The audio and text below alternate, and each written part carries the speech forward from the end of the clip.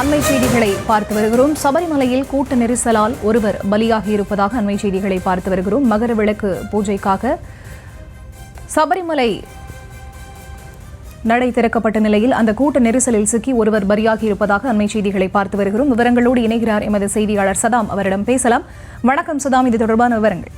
வணக்கம். இந்த சபரிமலையில் இந்த இரண்டாவது நாளாக சபரிமலையில் வரலாறு காணாத ஒரு கூட்டமானது தற்போது இருந்து வருகிறது. கூட்ட நெரிசலில் பலரும் சிக்கித் தவிர்க்கிறது. இந்த நிலையில் கோழிக்கோடு மாவட்டத்தை சேர்ந்த சதி என்பவர் தற்போது இந்த கூட்ட நெரிசலில் மயங்கி விழுந்து உயிரிழந்துள்ளார். நடப்பு ஆண்டுக்கான மகரவிளக்கு மண்டல பூஜைக்காக தற்போது சபரிமலை திறக்கப்பட்ட நிலையில் திறக்கப்பட்ட நாளிலிருந்தே சபரிமலையில் ஆயிரக்கணக்கான பக்தர்களும் குவிந்து வருகின்றனர். தினமும் 90,000 பக்தர்கள் மட்டுமே அனுமதிக்கப்படும் என கூறிய நிலையில் பம்பை முதல் சபரிமலை சன்னிதானம் வரை லட்சக்கணக்கான பக்தர்கள் நீண்ட வரிசையில் காத்து நின்று சபரிமலை சன்னிதானம் சென்று சாமி தரிசனம் செய்து வருகிறார். இந்த நிலையில் கடும் கூட்ட நெரிசலானது ஏற்பட்டுள்ளது.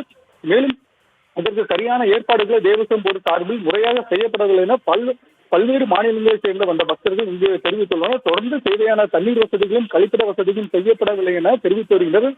இந்த நிலையில் இந்த கூட்ட நெரிசல் சற்று நேரத்துக்கு முன்பாக கோழிக்கோடு மாவட்டத்தை சேர்ந்த சதி என்பவர் மயங்கி விழுந்து உயிரிழந்துள்ளார். தொடர்ந்து இந்த சன்னிதானத்திற்கு முன்பாக அமைந்துள்ள நடைப்பந்தல் வாயிலாக செல்லும் பக்தர்களும் கடந்த 2 தினங்களாகவே கடும் கூட்ட நெரிசல் ஏற்பட்டுள்ளனர். மேலும் பெரியவர்கள் முதல் சிறியவர்கள் வரை உள்ள பக்தர்கள் கூட்ட நெரிசலில் சிக்கி தவித்து வருகின்றனர். இந்த நிலையில் இந்த கோழிக்கோடு மாவட்டத்தை சேர்ந்த சதி என்பவர் தற்போது உயிரிழந்த சம்பவம் பெரும் சோகத்தை ஏற்படுத்தியுள்ளது.